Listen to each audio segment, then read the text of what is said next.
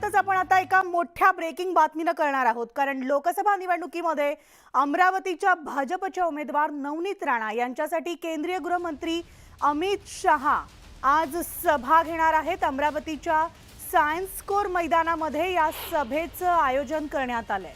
मात्र पावसानं झोडपल्यानं अमित शहांच्या सभेच्या मुख्य मंडपाच्या बाजूचा मंडप हा वादळी वाऱ्यामुळे कोसळलेला आहे। तर मंगळवारी दुपारपासून बच्चू कडू आपल्या कार्यकर्त्यांसह मैदानावर ठाण मांडून आहेत।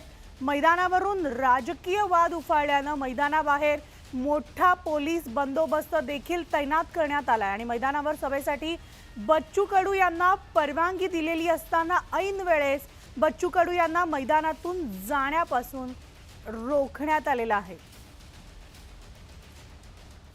आणि याविषयी आपण सविस्तर अपडेट जाणून घेऊयात। आमचे प्रतिनिधी संजय शेंडे आपल्या सोबत आहेत। थेट आपण संजयकडे जाणार आहोत।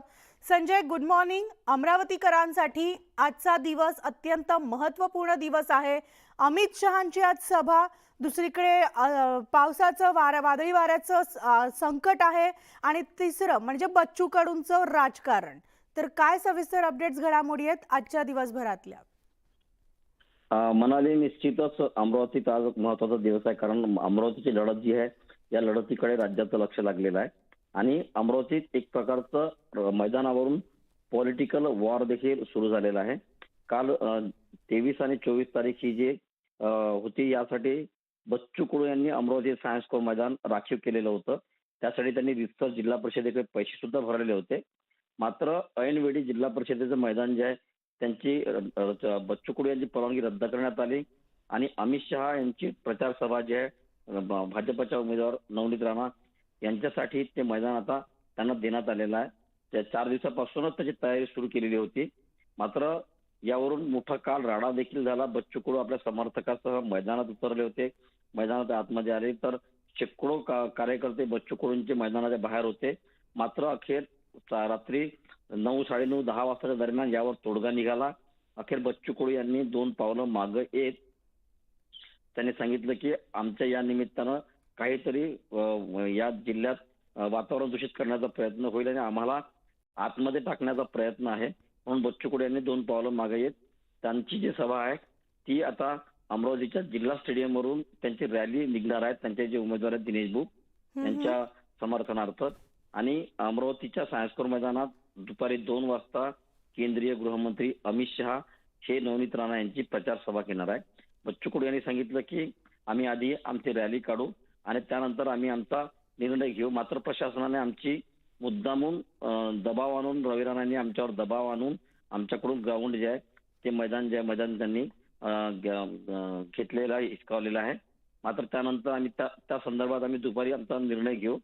मात्र दुसरीकडे अमरावतीत राहुल गांधी यांची देखील परतवाडा येथे मवियाचे उमेदवार बळवंत वानखडे यांच्या प्रचारार्थ सभा आहे। अमरावतीत आज जर बघितलं तर 3 महत्वाच्या सभा आहे। केंद्रीय गृहमंत्री अमित शहा यांची सभा, त्यानंतर बच्चू कडू हे देखील त्यांच्या उमेदवाराच्या प्रचारार्थ शहरातून रॅली काढणार आहेत आणि त्यानंतर परतवाड्याची सभा। एकूणच अमरावतीसाठी आजचा दिवस जो आहे हा अत्यंत महत्वाचा दिवस आहे, कारण अमरावतीच्या या आजच्या दिवसाच्या सभेनंतर शहरात, जिल्ह्यात काय वातावरण होतं हे नेमकं पाहणं औत्सुक्याच ठरणार आहे। म्हणाली निश्चितच, त्यामुळे तिथले सगळे आजचे दिवसभरातल्या घडामोडी अपडेट जाणून घेत राहू। संजय, तुर्तास धन्यवाद।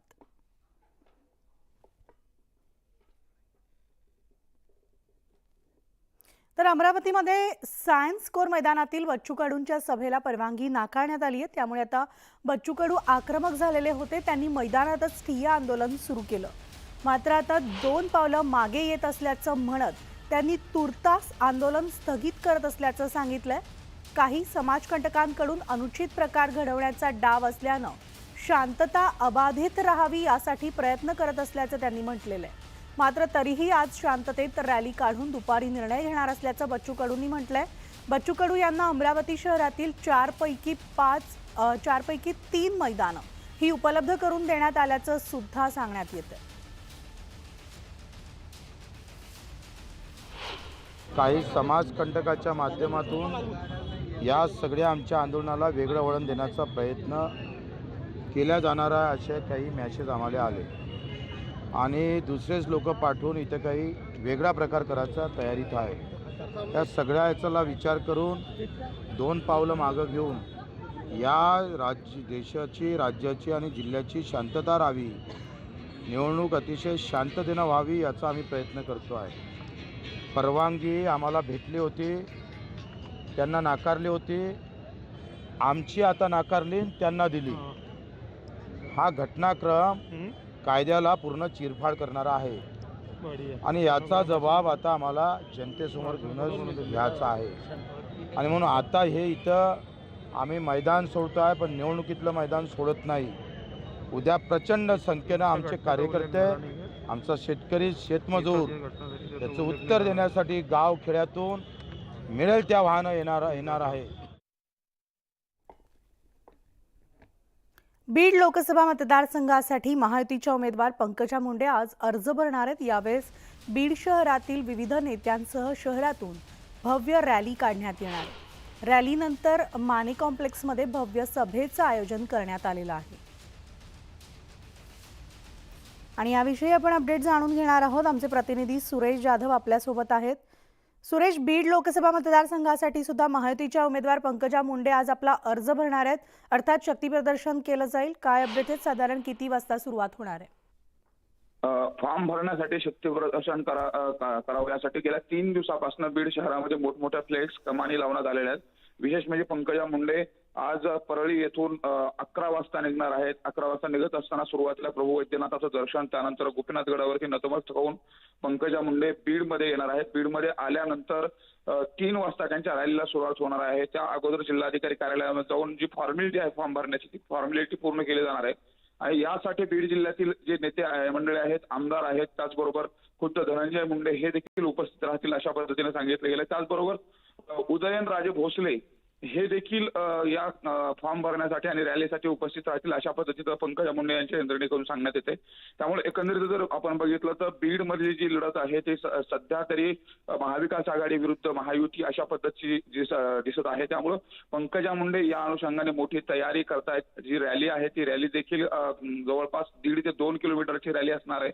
त्यामुळे या रॅलीमध्ये सहभागी होण्यासाठी त्यांनी स्वतःच्या सोशल मीडियावरून देखील त्यांनी आवाहन केलेलं आहे की या रॅलीमध्ये सर्वांनी सहभागी व्हावं. ऊन जास्त असल्या कारणानं 3च्या नंतर ही रॅली सुरू होणार आहे आणि सभा ही 6 ते 6:30 वाजता बीड शहरातील जे मुख्य मैदान आहे त्या मुख्य मैदानावरती ही सभा होणार आहे. त्यामुळे पंकजा मुंडे आज शक्ती प्रदर्शनामध्ये उमेदवारी अर्ज दाखल करतील हे मात्र निश्चित.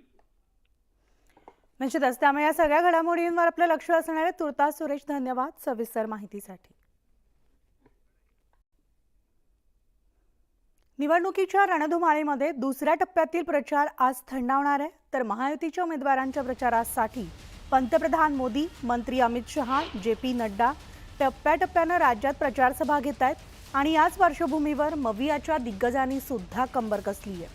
24 एप्रिलला काँग्रेसचे नेते राहुल गांधी हे सोलापूर दौऱ्यावर येणार असून 24 तारखेला प्रणिती शिंदेंच्या प्रचारार्थ राहुल गांधी सभा घेणार आहेत. सोलापूरमधील मरियाई चौकातील एक्झिबिशन मैदानावर ही सभा होणार आहे आणि त्यासाठी मविया नेत्यांनी तयारी सुरू केली आहे.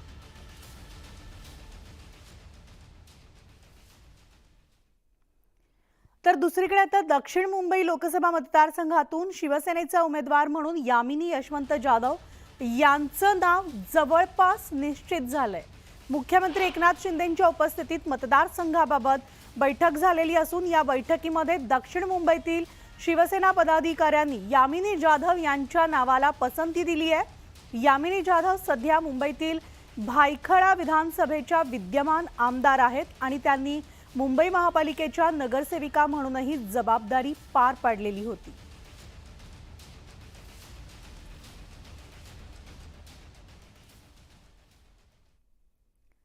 तर बुलढाण्यामधील जाहीर सभेत बोलताना मुख्यमंत्री एकनाथ शिंदेंनी आदित्य ठाकरेंनी केलेल्या टीकेला प्रत्युत्तर दिलंय. सर्वसामान्यांचा मुलगा सीएम झाल्याचं त्यांना पचत नसल्याचं ते मला नीच म्हणतात असं प्रत्युत्तर त्यांनी दिलंय.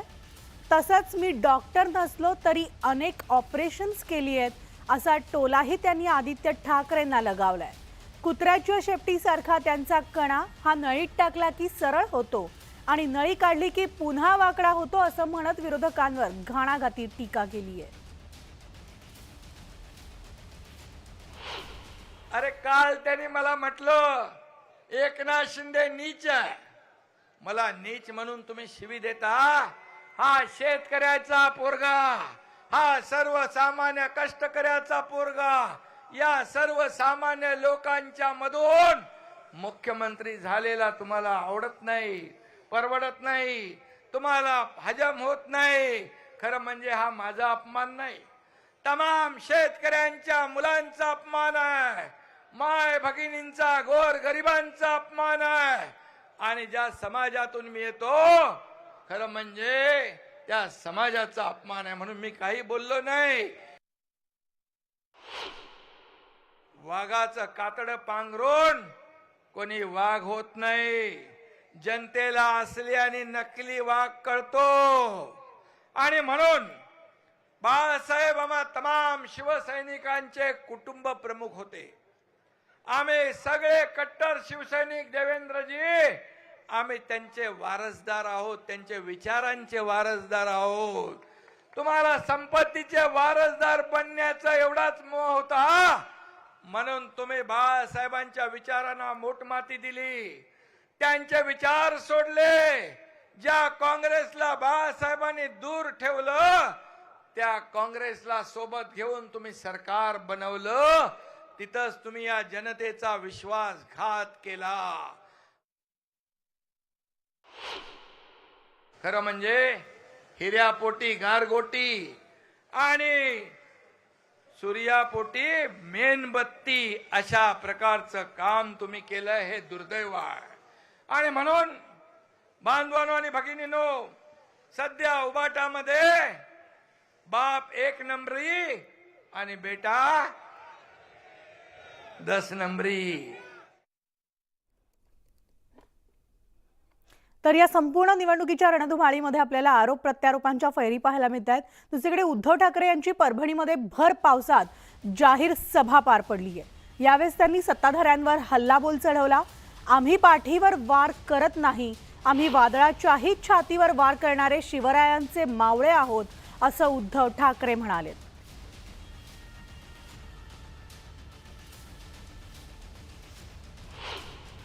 आणि भाजपला असं वाटलं असेल, मिंद्यांना असं वाटलं असेल की सगळं काही पैशाने खरेदी करता येतं, पण परभणीकर पैशाने विकले जाऊ शकत नाहीत. हे शिवसेना प्रमुखांनी कमावलेलं जे प्रेम आहे त्या आशीर्वादाच्या रूपाने माझ्या समोर बसलेलं आहे. आणि आपली परीक्षा आहे, ही परीक्षा आहे. अरे वादळाला सुद्धा अंगावर घ्यायला मर्दाची छाती लागते, ती आपल्याकडे आहे. पण याच सरकारच्या मुनगट्टीवाराने त्यांना काय कोणत्या भाषेत बोलायचं मला कळत नाही, कारण विकृत बुद्धीचा माणूस आहे. बुद्धी भ्रष्ट मी म्हणत नाही, कारण बुद्धीच नाहीये, उघड बोलतोय. त्यांनी त्यांच्या प्रचाराच्या सभेत, मोदीजींच्या सभेत बहीण भावाच्या नात्याबद्दल जे बोलले ते सुसंस्कृत माणसाला खाली मान घालायला लावणार आहे. मोदीजी त्याच्याबद्दल काहीतरी बोला ना, तुमच्या अलीकडे पलीकडे जे बसलायत.